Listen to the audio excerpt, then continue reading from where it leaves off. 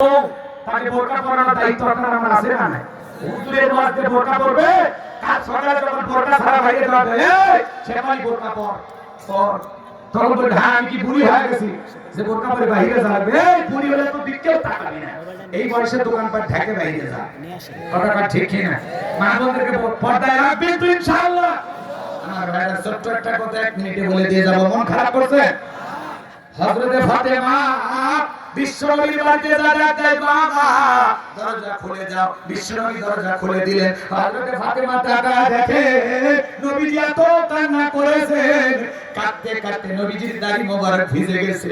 হযরতে ফাতেমা ডেকে বলে, বাবা একা একা ঘরের দরজা বন্ধ করে কেন কান্না করেন? আমার মা খাদিজার কথা ভেবে কি কান্না করেন? চাচা আবু তালেবের কথা ভেবে কি কান্না করেন? কি হয়েছে গো বাবা? কোন কথায় কিসের কষ্টে আপনি কান্না করেন?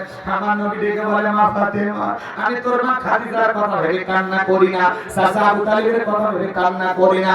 আমি কেন কান্না করি মা?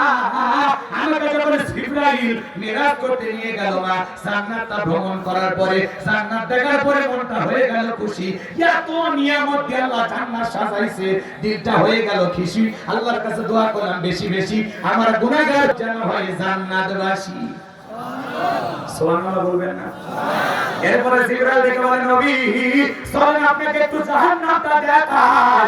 এরপর আমাকে যখন জাহান্নামের ভিতরে প্রবেশ করানো হলো, আমি তাকায় দেখি মা ওই জাহান্নামের ভিতরে পুরুষের চাইতে নারীদের সংখ্যাই হলো অধিক পরিমাণে বেশি।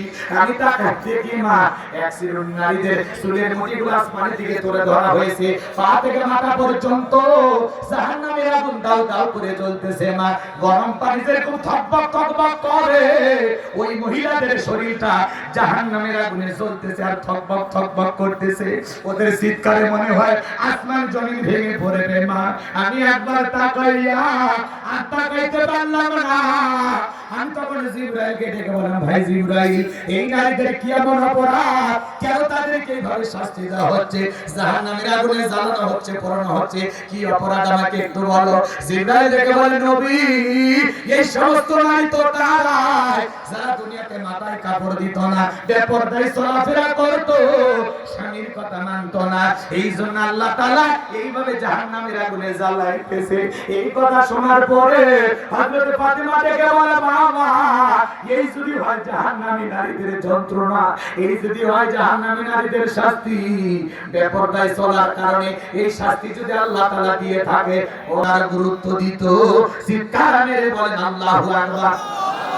ও গাজীপুরে বসবাস করা বিভিন্ন জেলার মা বোনেরা শুনে যান, মা আপনারা তো ফাতিমার উত্তরসূরি, খাদিজার উত্তরসূরি, রহিমার উত্তরসূরি, মারিয়ামের উত্তরসূরি মা। আপনারা কেন বেপরদায় চলাফেরা করবেন মা? জীবনে যে জায়গায় যাবেন, যেখানে কর্ম করেন, যেখানে কাজ করেন মা, বেপরদায় চলাফেরা করবেন না মা, পর্দা করে যাবেন মা, বেপরদায় চলাফেরা করবেন না মা। আমার মা বোনদেরকে আল্লাহ পর্দা করার তৌফিক দান করুন। জোরে বলুন আমিন। হযরত ফাতেমা মৃত্যু পর্যন্ত পর্দার কথা ভুলে যান না। ওদিকে কথাগুলো বলতে গেলে আধা ঘন্টা সময় আর বেশি লাগবে, এত সময় আমার হাতে নাই। মা বোনদেরকে অনুরোধের ভাষায় বলে যায়, মা পর্দা করবেন। 4 নাম্বার হলো স্বামীর খেদমত করবেন, স্বামীকে সন্তুষ্ট রাখার চেষ্টা করবেন। তিরমিজি শরীফের হাদিস, যে নারী রাতের বেলায় স্বামীকে খুশি করার জন্য সাজা গোজা করে, সাজতে গিয়ে যে সময়টা যায়, নফল নামাজ দাঁড়ায় দাঁড়ায় পড়লে যে সব নফল